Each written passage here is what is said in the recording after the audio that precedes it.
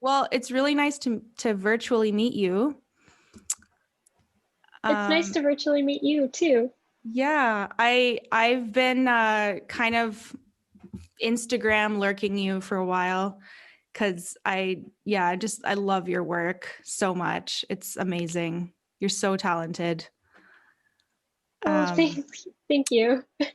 Yeah, and this is kind of a special episode because you're the first visual artist that I've talked to on here, and also the first person that I haven't personally met before. So that's kind of cool. That's very cool. Well, I'm happy to meet you virtually. I wish it could be in person, but I know. Yeah. It's such a weird time for everybody right now. it very much is very strange. Very, very strange. Yeah. Where are you right now? Are you in Ottawa? I'm in Thunder Bay at the Okay. moment.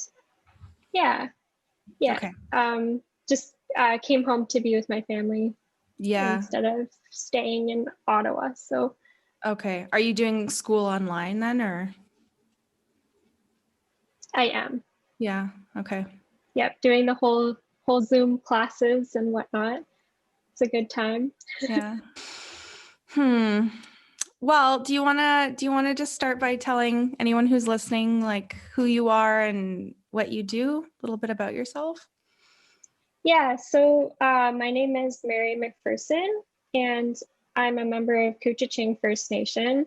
My dad is Ojibwa, and he was born and raised at Couchiching, and my mom is Irish, and she is from Toronto. So I was raised in Thunder Bay, and I did my undergrad in visual arts, and art has always pretty well been something that I was really passionate about. So I decided to pursue it further. And throughout my undergrad, I was making art that was very personal. It was, more or less me expressing these concerns and questions that I have about stories that I've heard or things that I've experienced. And that led me to pursue a law degree because I was, thinking and exploring a lot of legal issues. And I also didn't really know how to go about comprehending them from a legal perspective. So I decided to pursue law. So that's where I'm at right now. I'm in second year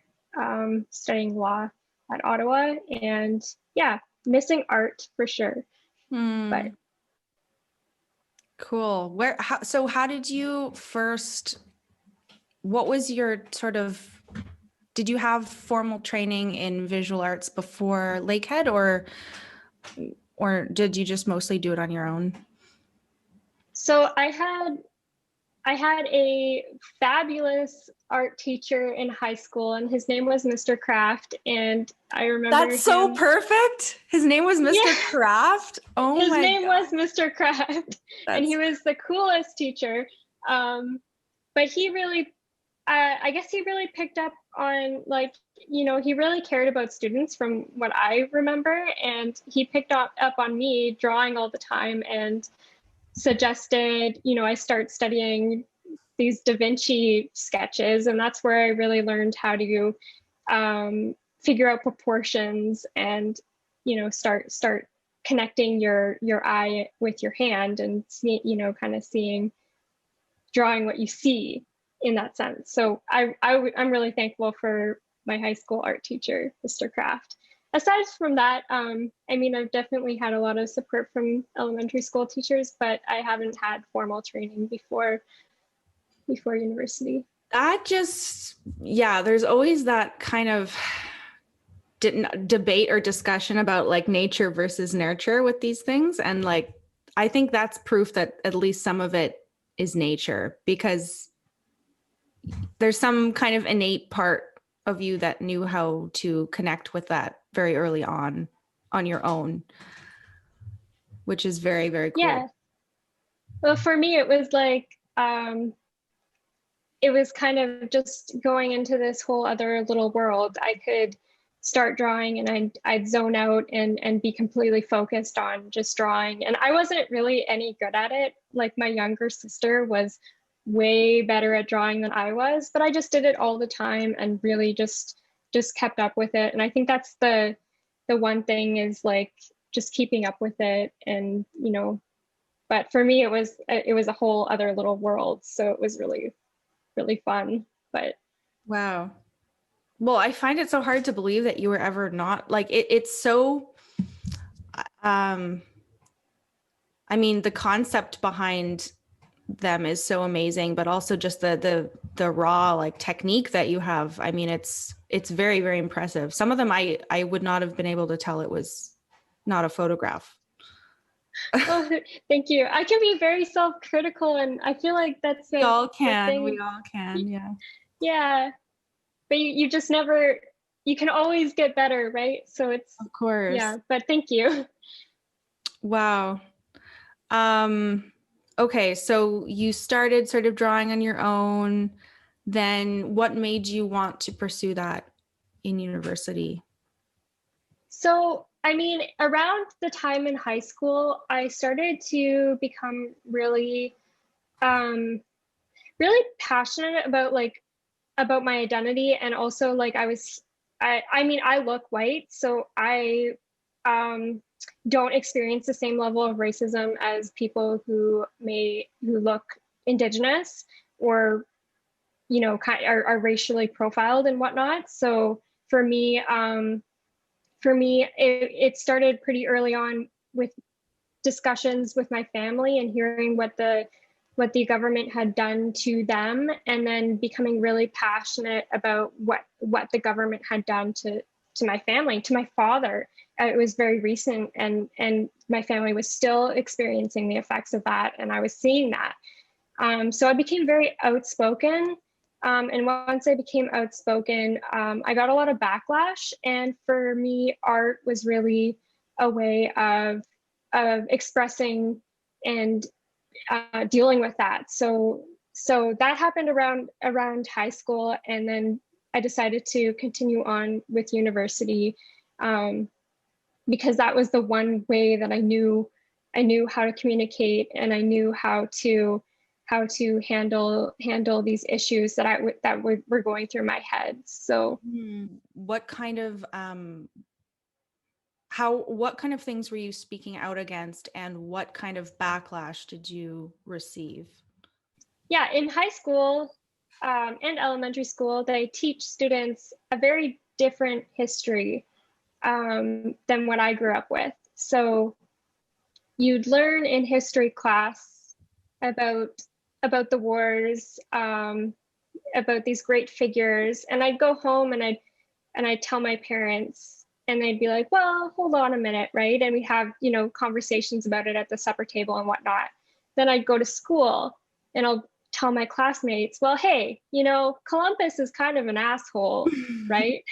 And that didn't always bode well with students who were being taught that Columbus is who we should be thanking Right. for the reason that we're being here. So that's just an example. I remember one time some kids were goofing off in class during when you have to stand up for "O Canada." Some kids were just goofing around, and there's a substitute teacher, and the substitute teacher at the end asked the class, posed a question to the class: "Why would anyone disrespect O Canada?" And I mean, stupid me, I put up my hand. Well, it's our home and native land, on native land, sorry, not our home and native land. And Right. then, right. So, and then he kind of like scoffed and then said, "Well, you can go back to your home country then." And I was just like, Oh. this is my home country. But the fact that he said that in front of all of the students as well, so it was that kind of thing. And then I remember distinctly after that time, I skipped the rest of my classes and just started drawing, because I didn't even know what to think. Like, I didn't even know what that meant. I was like, this is my home country. But yeah, so that's just like, The fact that he could say that to you, like in a public setting in front of other people, baffles me. That's My parents, I feel very lucky to have parents who were always really supportive of me. But when they heard that, they like they went to the principal and they were like, Oh, good. "Hey, we want this guy to apologize," and he did. He came back and apologized to the class. It was definitely a moment that stuck with me, though. That kind of mentality is in people, and I've seen it over and over again. You know, you hear all the time. Um, people referring to Indigenous people in the city, and they'll say, "Oh, they should just go back to the reserve where they belong." I remember like one time I was like trying to argue with this woman, like, "No, they belong here just like you belong here." Like, and she was like, "Oh, you're just a kid," and whatnot. But yeah, lots of stuff like that. So crazy. Yeah. Do you feel like I've heard people say that the racism and discrimination against Indigenous people is particularly potent in Thunder Bay. Do you feel that's accurate? I do feel that's accurate. Yeah, yeah. Why do you think that is? Um, it's I'm not sure. I'm not really too sure. It I'm really I don't think I'm equipped to answer that. Yeah, Okay. I'm not too sure. I know there's a lot of institutional racism here, and that might be part of it. Um, People very up high in the institutions and the systemic racism in the institutions, I imagine infiltrates on the down onto the ground. But it's certainly passed on to generation from generation, as far as I know. Like people will say racist things in front of their kids, and their kids will learn how to say that. And so, if you challenge them, then you're challenging the way that they see the world, right? Mm-hmm. So it's a very hard thing to grapple with. They often won't want to change their minds on that sort of thing. But yeah, in terms of why it's so potent here in Thunder Bay, I'm not sure. Yeah. I think it's just certainly in a lot of other places as well, though. I suppose when it's a smaller town, and we're sort of isolated, right? Like it's sort of we're the biggest city within a network of smaller communities here, right? Yeah, yeah, and that very well could be it as well. This is kind of a hub for for for communities as well. Mm-hmm. So, I mean, the other thing is people, we have different values, and you come from a community, and then you face, say, the non-Indigenous population who comes from a very opposite and even incommensurable value system um, than the Indigenous population, or the person who's like the very distinct to the communities, right? So there might be like a clash there in terms of behaviors, and people may not take the time to understand where an Indigenous person is coming from and what their perspective is. But and that may just be amplified more here because of that. So you were here and you stayed here and Yeah. you went to Lakehead. Okay, cool. And what was your experience there like? How did you develop where was your art when you started and how did you develop that throughout the Once I got to Lakehead, it was like, oh my gosh, I get to make art all of the time. And then I also took Indigenous learning. So I did my minor in Indigenous learning, and I was just so happy to be there. And my professors were really, really amazing. I remember my painting professor, and I think I'll always carry this with me. Like even like in law school, she kind of prepared me for this because she had me thinking on the spot. and thinking about everything that I was saying. But for the entire 3 hours, she was questioning me on my concept behind my work, challenging, and and I felt a lot of pressure. It was in front of the class and whatnot. And I was like, okay, I really got to think about every single thing that I'm putting in my painting. But from then on, I put a lot more thought into what I was doing. Like I had really amazing professors. So um, I I really appreciated that. But That's awesome. There's nothing like an amazing mentor. There's nothing like it. for sure. They can just Yeah. they can make the difference between you doing what you are trying to do and not, you know? Yeah. Oh, definitely. Yeah, and people who are very passionate about teaching, I don't know, I really look up to them. Yeah. But Yeah. I noticed most of the stuff that you have on your Instagram and what you sent me, it's mostly like what would the medium be that you would describe? It's drawing, mhm, right? And yeah, it's what are you using? What materials are you mainly? graphite and charcoal. So what I often do is I just like plan it out and then layer on graphite and just actually like my favorite drawing tool is a Kleenex Hmm. because you can Smudging? just Yeah. yeah, you can just smudge the charcoal and then erase any and just layer it like that, right? So that's what I typically do. Yeah, tiny erasers changed my life. Um,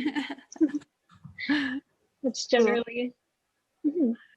You mentioned that you like to have subjects that are like family members and that honor the people that you know and their stories. Were you already sort of doing that at Lakehead? Like, was there room to do that there? Yeah. I mean, at first, what they do is they introduce you to a variety of mediums, and a lot of that will be very assignment focused work, like painting a cube and studying the light and whatnot. But as I progressed and got to choose what medium I wanted to go forward in, I definitely drew my family members Mm-hmm. um, for the most part. But How do they feel about being drawn? I hope that they like being drawn. Yeah. Fingers crossed. They agree to Remember, get their picture taken for the reference photos. So right. Yeah. Okay. So many things. So one thing I was going to say was that this is not at all the same thing, but it's kind of similar. I did darkroom photography in high school, and I had taken a picture of my parents, and it was this like very stark, like straight on photo. And I didn't have this intention behind it, but it ended up looking very intense. Like my mom was like on his shoulder like that, and they were both looking directly at the camera, and it was in black and white, and they looked very tired and kind of like worn wow. down by life. And for some reason it ended up being making it into this photography show that Wow. like as part of it was just, a student show, but they went to see it and they were like, it was a very good photograph and we loved the photograph, but we did not like how we looked. Like we looked tired and like drained and beaten down. We did not like that side of ourselves that you brought out there. So sometimes it can be funny to see like depictions of ourselves like through the lens of someone else. Yeah, that's a really neat story. I can't even imagine what it would be like to do darkroom photography. It sounds like such a complex procedure, and it's really cool, It really neat. it's very so you were mentioning how when you draw you kind of go into this like focused state. And I think about this a lot, the flow state, right? Like getting into that flow state. And Exactly. honestly, that's the only activity that I can think of. Like I'm a professional musician, but like I've never felt that playing music where like very rarely. Um because I have all this sort of training and like Mm. shoulds and should nots, which are helpful and, produce a good product often. But that specific state of mind, I only experienced that doing darkroom photography, where it was just Wow. in the zone, kind of not thinking about anything else, just sort of, and this really even vibration. And yeah, it's very scientific how everything, the timings that you have to, expose the photograph to, or rather your photo paper to the various chemicals. And you do a lot of test strips to see like how it will turn out and how the light has exposed various parts of the paper.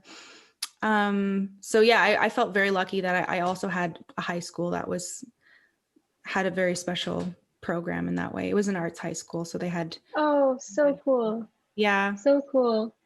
Wow, that's fascinating. That sounds like a really cool, like I heard that it involves a lot of chemicals as well, and Mm-hmm. it just sounds like really, really intense, like you said, like Yeah, it takes cool. it takes a good while to sort of feel comfortable with the various equipment, just on a technical level. And it's such a dying art. Like it makes me so sad when I think about, maybe there'll be a resurgence, kind of like with vinyl, has kind of come back. Yeah. I'm hoping there'll be some kind of retro resurgence, and maybe there already is and I'm just unaware of it. I need to reach out to some photographers and see what's going on with that. But Well, I know my sister is a photographer and she's been oh, experimenting with okay. darkroom photography as well. Well, She there was you go. talking about film soup, I think she called it, but like collecting various materials. She was using mushrooms and algae and like Oh, using wow. it to develop these, yeah, That's very, so cool. Maybe I should very, reach very out to her fascinating. too. That's so cool. Yeah, yeah. Yeah. Yeah. I think like one of my, if I had, disposable income and like all of that, I think one of the things I would make sure to have in my house would be two things. One would be a sauna, and the other would be a dark room.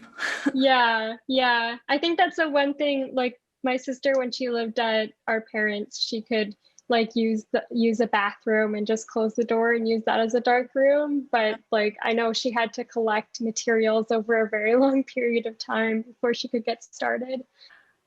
Neat. Okay, so how did you notice like your technique, like having gone to the university, how did that sort of change or develop your technique? My I think the biggest no, change that I noticed was that my artwork got bigger. So I was introduced to, I think one of the assignments we had to do in second year was a large scale self portrait. It was like 5 by 5 feet. And like for me, that was really intimidating. I was like used to working on these tiny moleskin sketchbooks or whatever, like, the super tiny sketchbooks. Um, and I know like my high school art teacher would always tell me to work bigger, like you got to work bigger. And I was just really petrified of doing that. Like it just felt like my hand would have to get used to a whole different way of seeing or adjusting.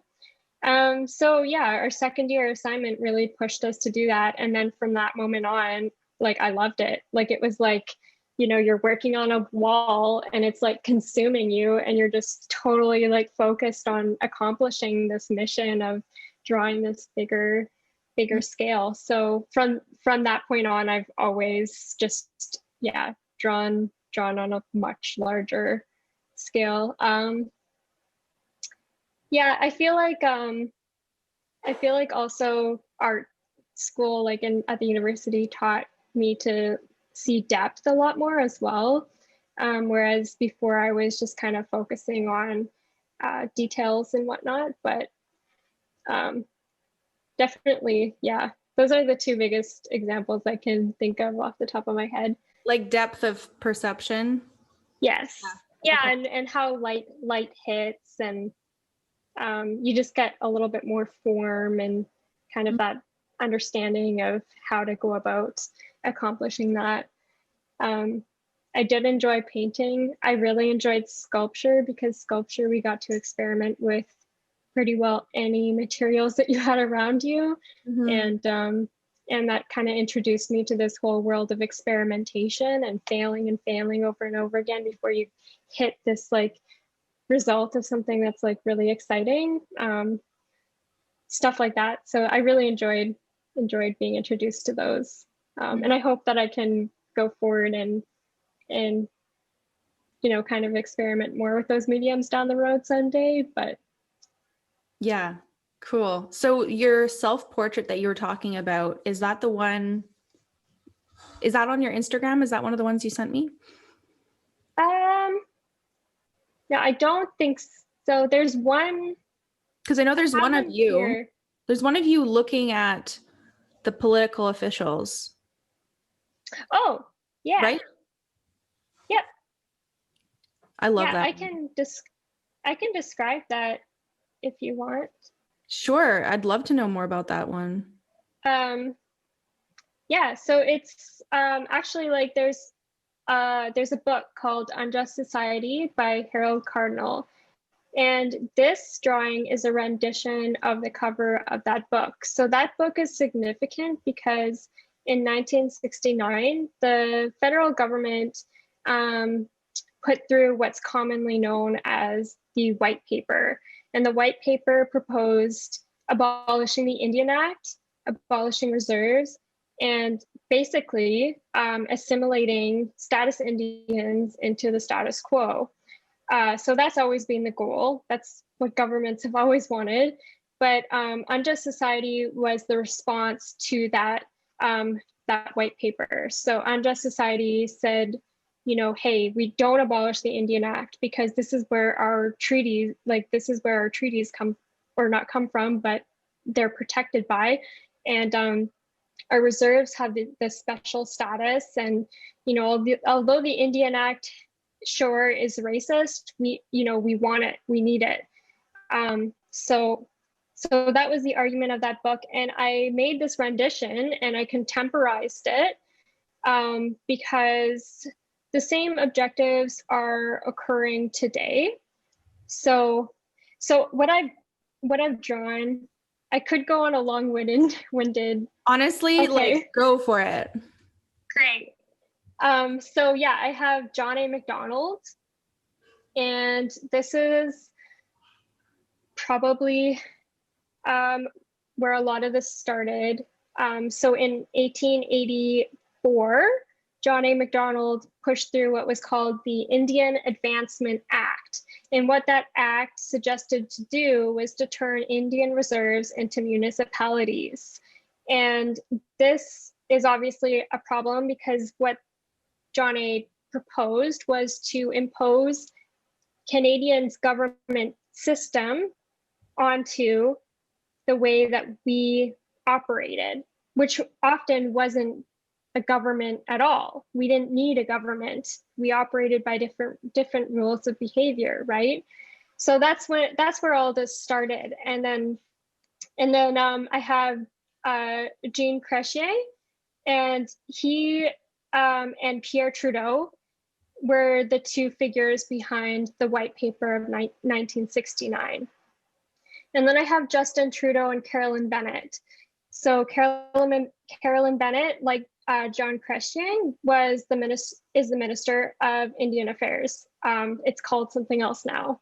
Can't remember what because it's a super long new name. But the policy today is self-government agreements.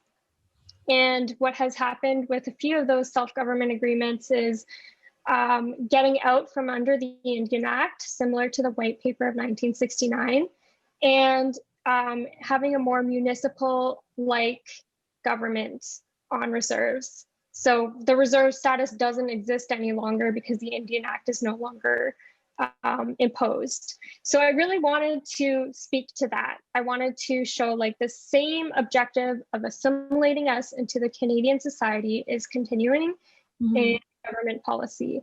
So that was my primary objective when I was making this piece, was to express that nothing's changed. They Right. still see us as quote unquote Indians to be assimilated. So Right. And it's such a powerful image with the them as puppeteers, right?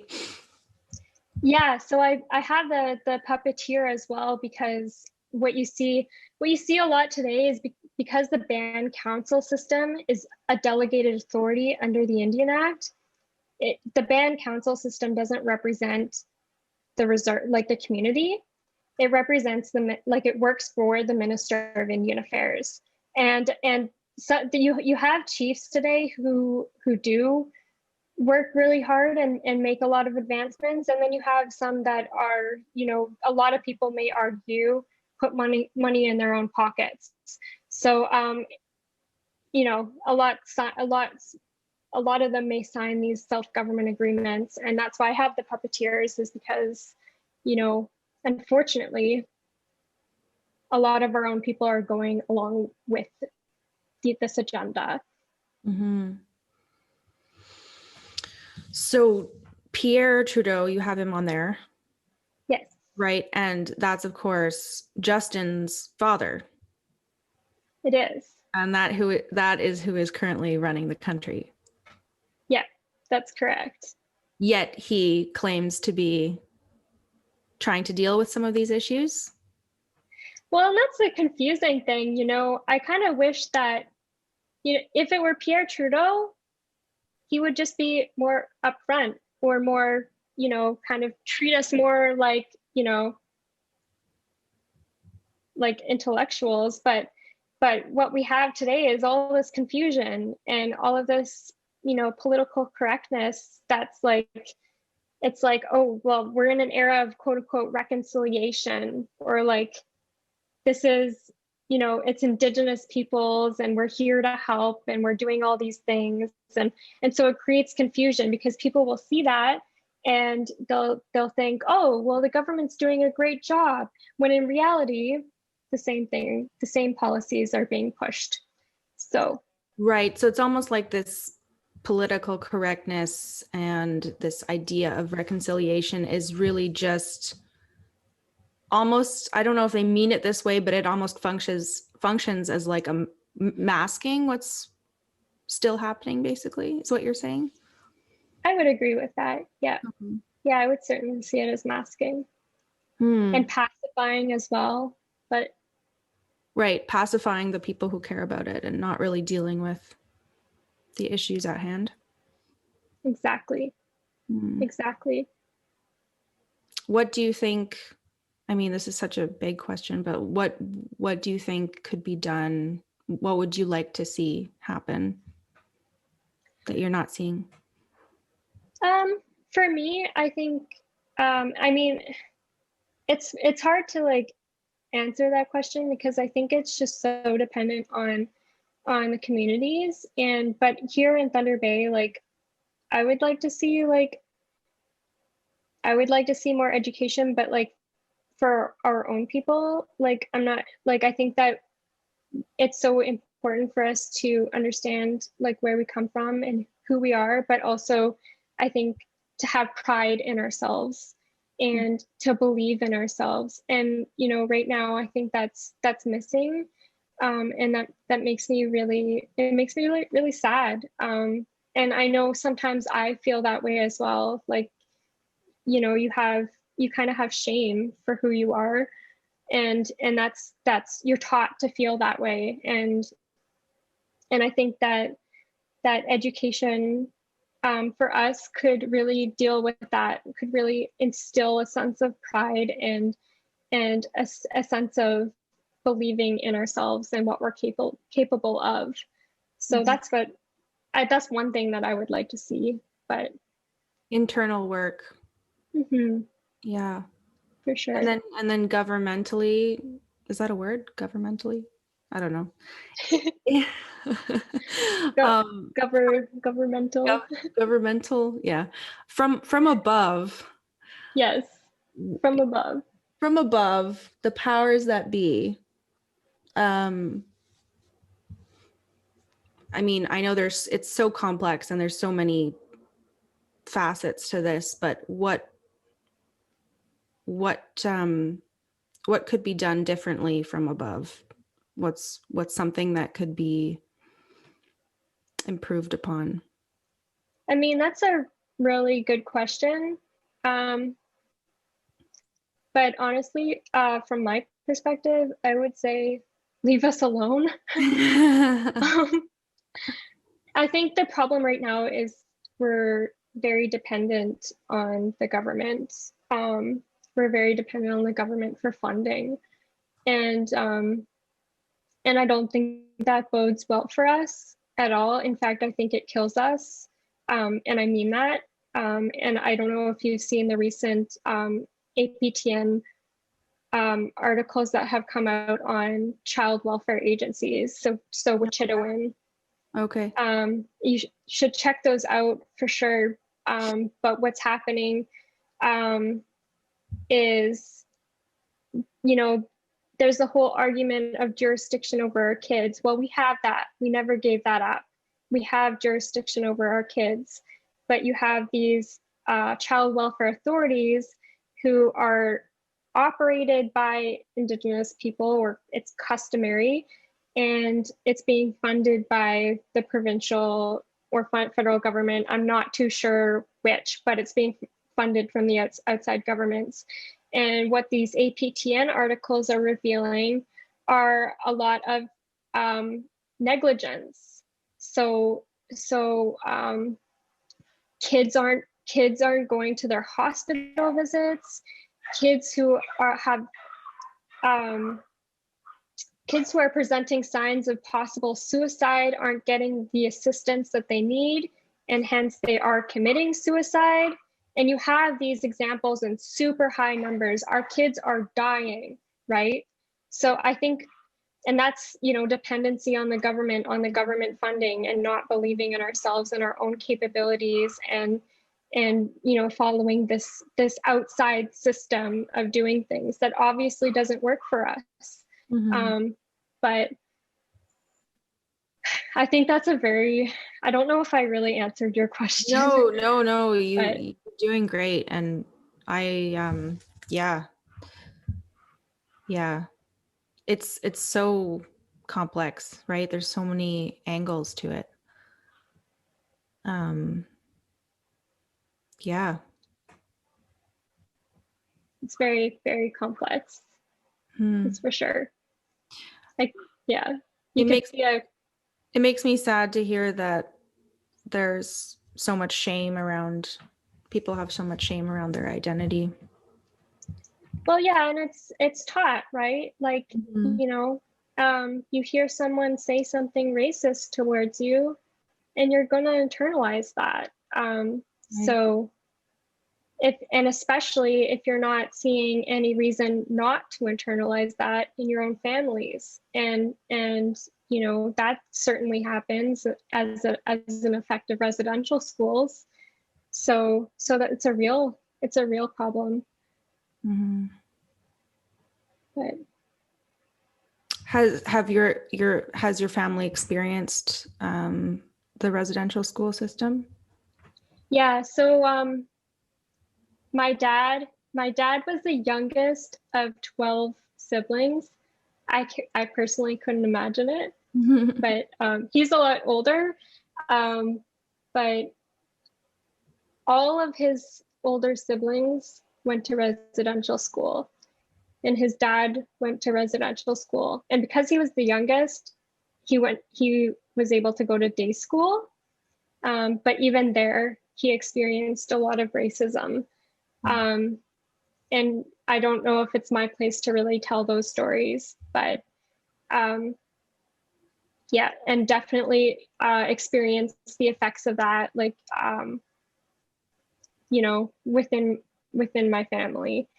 I don't know how into detail I should really go with all of that, but yeah, it's certainly a problem. Right. Yeah. So all of this is influencing your artistic practice, basically, right? I can imagine you likely felt and continue to feel a lot of frustration. about all of these Oh, systems? for sure. Yeah. Yeah, for sure. And I mean, anger. I'm learning.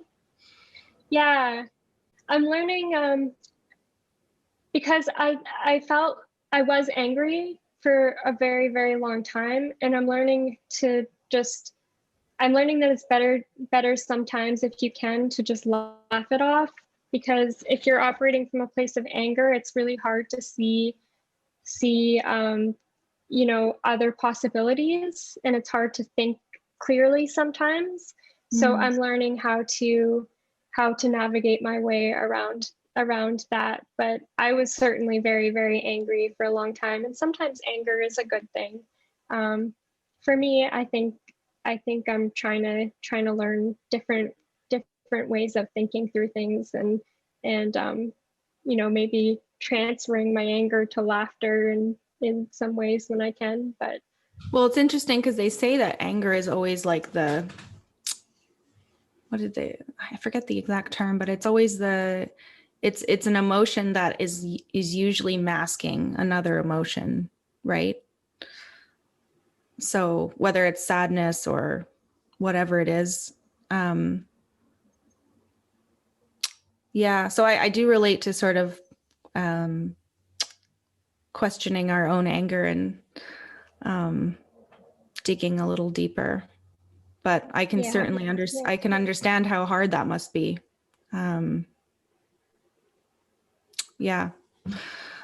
So what are some of the stories? I mean, how did you sort of translate all of this into the art that you're making? How do all of these stories connect to how you're expressing yourself in that way? Um, well, I think that's a very good question. I'm thinking, like, for me, it's just like connecting these stories with what I experience, and then you know what I see the federal government doing. So it's like, this is what has happened, and then this is what's currently ongoing, Mm. and just kind of making that distinction. So, like, I mean, I have like a couple of pieces that kind of go through time that way, that kind of show like an evolution, like my family through the years, and showing how things are pretty well exactly the same thing. At the same time, I don't know, like in terms of federal policies, things are the same thing. Things are the same. They're operating the same way. Sorry, No, but at the same time, my grandparents and great grandparents come from a very, very different world and spoke a very, very different language, and and it's just a lot. It's a lot, but I try to use my art to kind of think through, where's my place in it all? How do I see the world? How do I view the world? And what's my place in it? But Hmm. Yeah, as a means to process things. exactly. Yeah. Mm-hmm. And help other people understand things in a very you can only talk at people first. I'm not saying that's what you're doing, but like in general, we can only talk to people and at people and try and convince them for so long, right? And I don't know. What you do is so visceral and so visual, and I think it has the potential to connect with people in such a deeper way. Yeah. That's cool to hear. I think the amazing thing, like, about art is you get so many different perspectives, right? Like, I've had so many different so much feedback, and it generates discussion, and I may see the world one way, and then someone will say, well, hey, did you think about this? And then kind of two perspectives merge, and that's where I see the value in art, is like, you can express something, and then it generates a conversation. You get different perspectives. You seem to have a very loving and positive attitude in general, which is really rare and nice. Yeah. So, okay, so what inspired law school then? Because that's quite a shift. I do know someone else, a good friend of mine, who went from music to art to law school, and that's quite a common. Wow. It's more common than you might think. Okay. Okay. I heard apparently that a lot of law programs really do like to accept musicians and perhaps other artists as well, because they know that we can work towards a goal and we're very diligent in our Oh, habits, or interesting. can be very Yeah, diligent in our habits. So that's true. yeah. So what inspired that for you, and how has the transition been? So yeah, so I mean the piece that I described earlier about the white paper of 1969, I think that's a good example of communicating something that for me at the time was like a legal issue. Like, and at the same time, like a lot of the work that I was describing, like, and a lot of the stories that I heard, it's all come from the law. So all of this seemingly like discriminatory or racist policies came from the law. So for me, that was like, okay, well, I really need to like for me to read the Indian Act, I feel like I need to go to law school to understand and get that legal perspective so that I can be better at my art, better at understanding what's going on today.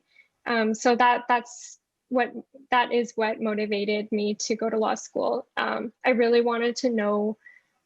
I really wanted to know what I was talking about. If I was going to be making art on these topics, I wanted to understand what I was talking about, and that was just my route. Everyone goes through different routes to understanding and whatnot. But for me, yeah. And then the transition was very, very tough. But I feel very lucky to be able to go. So I don't want to I don't want to complain too much. But I also like I think that the tough part was that I was just learning, right? So I was just, learning just how much I don't know and how much is actually out there and how many challenges there are. And yeah, it's a very complex process. Sometimes you feel like you're being torn in two as well. Like for me, it's like my ethics are very different than what you see like in the profession or like in law itself. It's like there's very stark differences. I think a good example is like property, a right to property. You have an object and you have all of these rights. So it's a bundle of rights. And one of the bigger rights to having that object and having that in your possession is a right to exclude. So you have this object, no one else has access to this object. You have a right to exclude everyone else. Anyone who steals that object, you can bring them, have them charged or whatnot. So for us, it was very different. We're very used to sharing things, right? So there's differences like that. That's pretty evident, but I could go really in depth about it, but I won't. Yeah, when you say us, you're referring to your community, your relatives. My relatives, yeah. Yeah. Yeah, so it's sort of, yeah, okay. So there's a lot of concepts where you're like, I don't agree with this. I don't identify with this at all.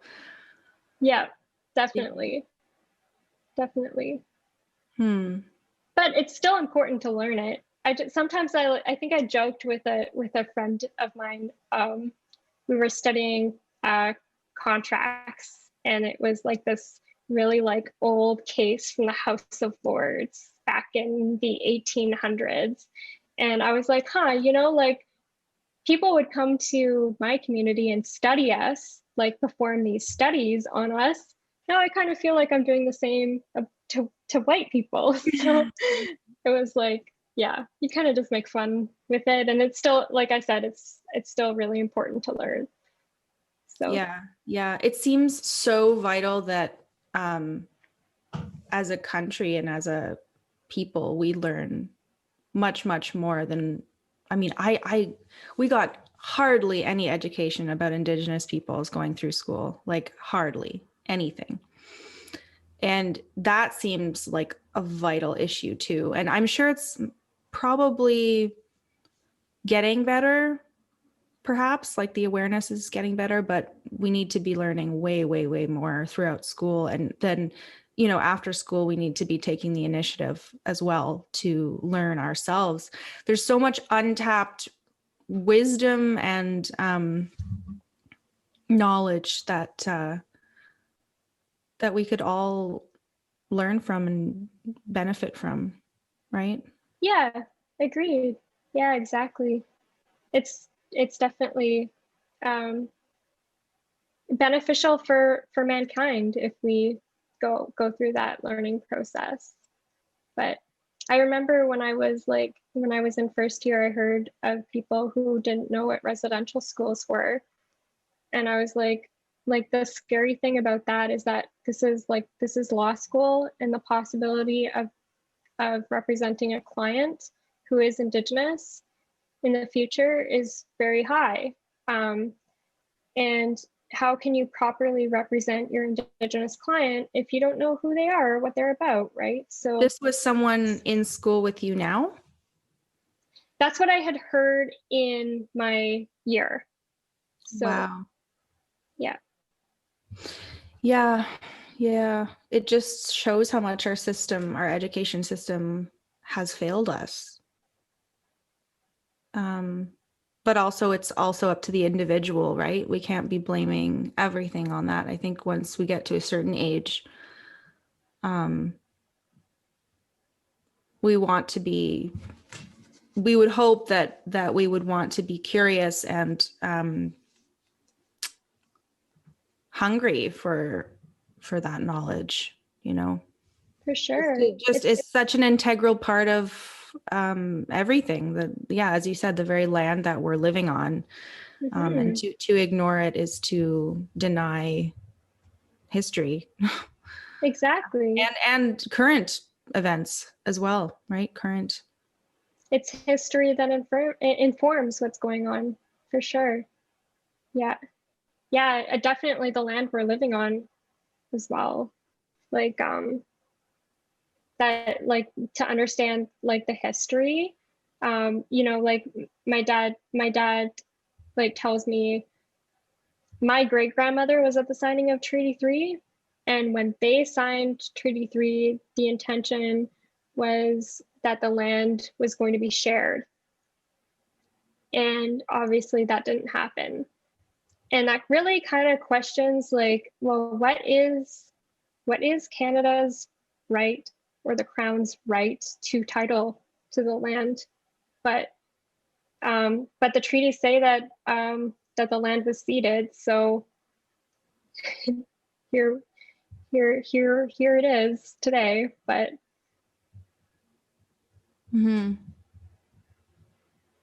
Have they broken pretty much every treaty up to this point? I still get my $5 a year. So Oh.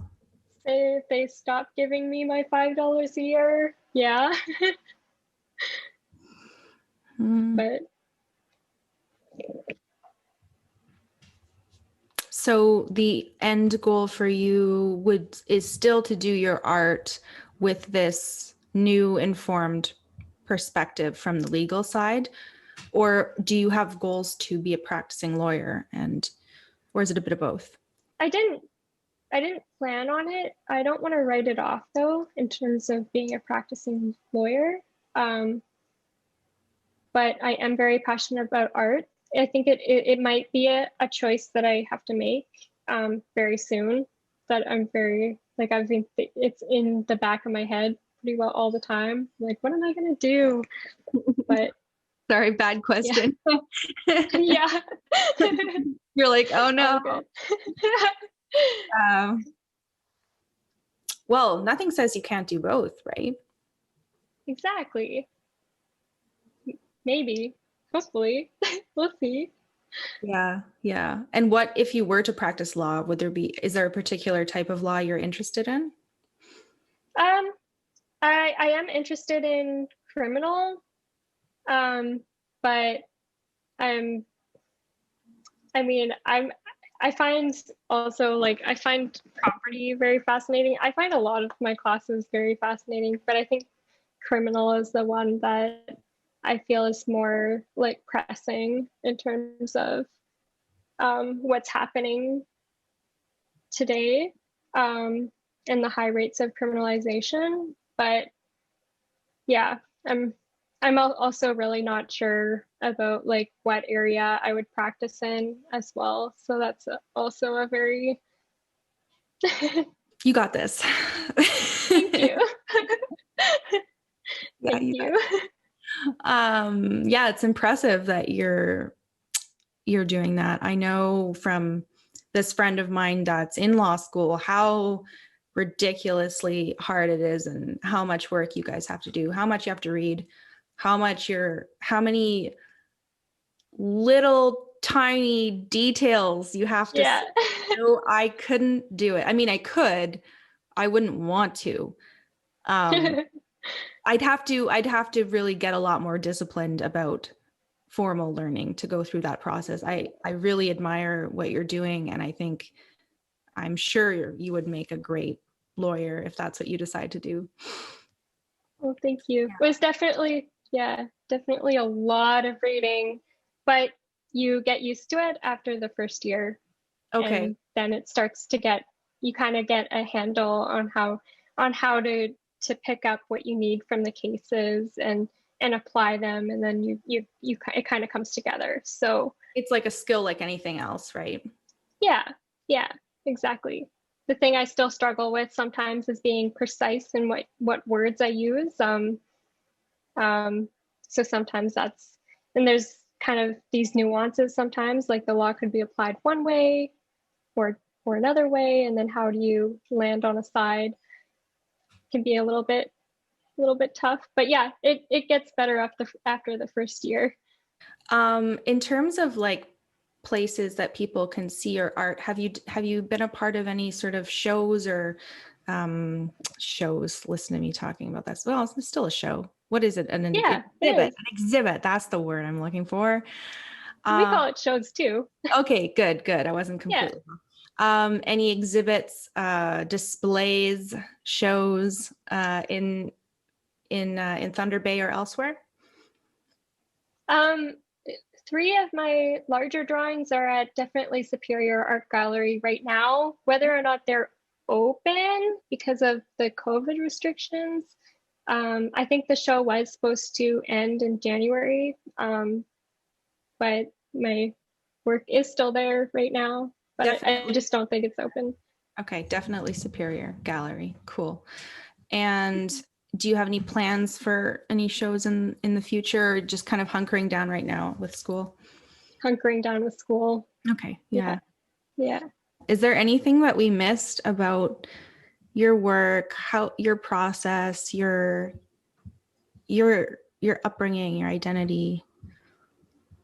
Um, I think I feel like we covered a lot. Good. Okay. Yeah, Yeah. I Well, can't think of. we can always do it again sometime. Yeah, sounds good. Yeah, Maybe in person once this whole crisis is over. that would be awesome. That would Yeah. be super cool. It would be nice to meet you in person. It would be so nice. And again, I just admire your work so much. And it's truly, yeah, as soon as I saw you, I was like, whoa, this is amazing. So I'm really glad you were able to talk to me.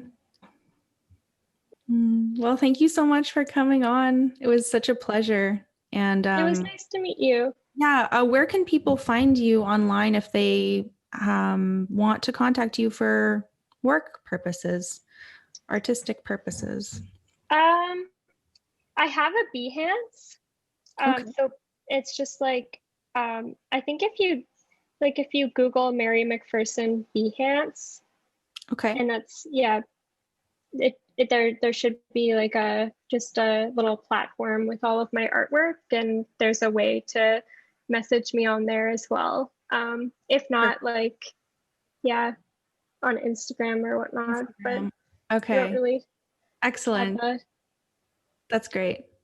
Okay. Okay, All right. It was so nice talking to you.